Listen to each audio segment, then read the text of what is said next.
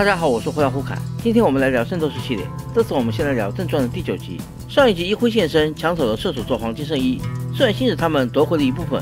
不过这么一来，银河擂台赛可就进行不下去了，毕竟连最终大奖都没了，大家还打个毛啊！神户纱织召开记者招待会，表示银河擂台赛暂停，我们已经报警了，等夺回黄金圣衣后会再度开启的。不过这是圣斗士世界，不是柯南世界，所以警方也帮不上什么忙。星矢表示，你们也别费劲了，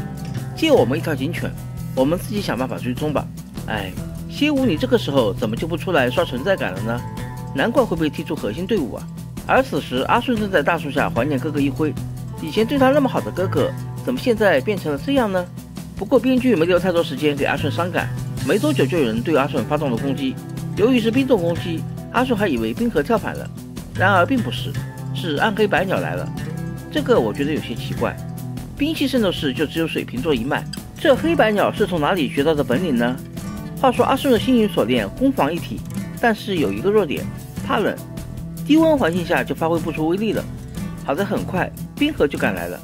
一看敌人也是个玩冰的，立刻表示阿顺你让开，我要和他单挑。由于以前一辉经常待在这树下，至今还有气味残留，所以警犬把星矢也带过来了。星矢现在没有圣衣，而且冰河也强烈要求单挑，所以星矢和阿顺就在一旁吃瓜看戏。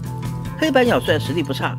不过在有着正统冰系传承的冰河面前还是不够看，不仅让冰河破冰而出，还被冰河的钻石星辰拳给打中了。好在很快暗黑四天王的其他3个也现身了，由于双方的状态都不是很好，所以互放狠话后就离开了。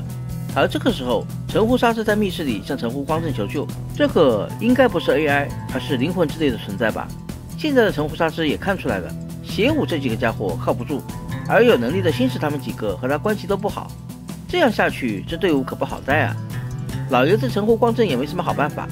只能提示神户纱织拿出你女性的优势，温柔，没错，想办法以柔克刚吧。至于一辉这边，在和暗黑四天王会合之后，让他们每人保管一部分黄金圣衣，也就是说，如果星矢他们想要夺回完整的黄金圣衣，就得要把一辉和暗黑四天王全部都打倒才行。那么接下来故事会如何发展呢？请看下集。